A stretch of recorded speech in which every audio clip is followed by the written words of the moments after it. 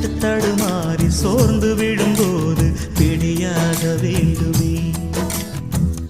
உன் உள்ளம் நான் கண்டு என் உள்ளம் நீ கண்டு உனக்காக நான் உண்டு என்று வாழும் காதல் தானே காதல். மலர் விட்டு மலரை தாவுவதா நல்ல காதல். ஒருத்திக்கு ஒருவன் என்பதுதானே காதல்.